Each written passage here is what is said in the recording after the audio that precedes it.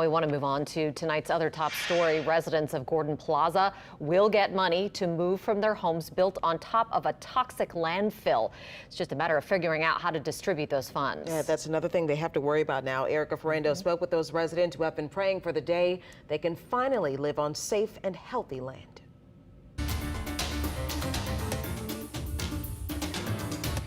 There are still about 60 families living here in Gordon Plaza that in the 90s was called one of the most toxic sites in the South by the federal government.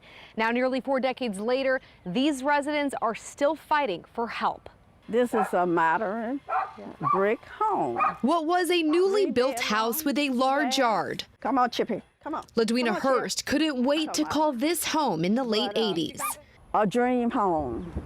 A dream turned to nightmare when she learned in the 90s her home was built on a toxic dump. Residents have died of cancer, respiratory failure. She's a cancer survivor herself. These chemicals are contributing factors. And finally, after years of fighting, she will get to move.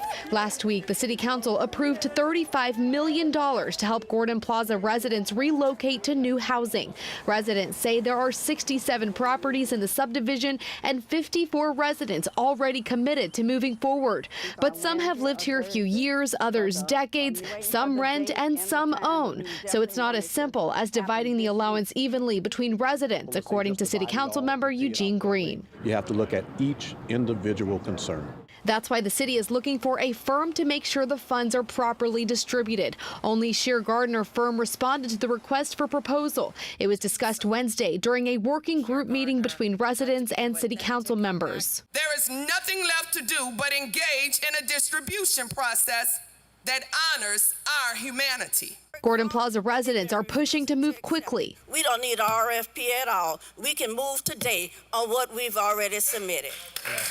They set up a small group discussion between the firm, the city, and residents for later this week to discuss a possible contract. To have those citizens who are living on a toxic dump to be relocated in as timely manner as possible. Putting these residents in new, safe, healthy homes that they insist on choosing themselves. Within the year 2022, I'm insisting that we get to that posture. I don't know where I'm going to go, but I will be out of here.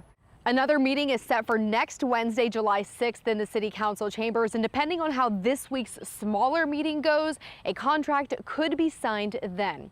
From Gordon Plaza, Erica Ferrando, Eyewitness News. Now, long-term, city leaders say they'd like to see Gordon Plaza turned into a solar panel farm. They say once these residents are out, no one will ever live there again.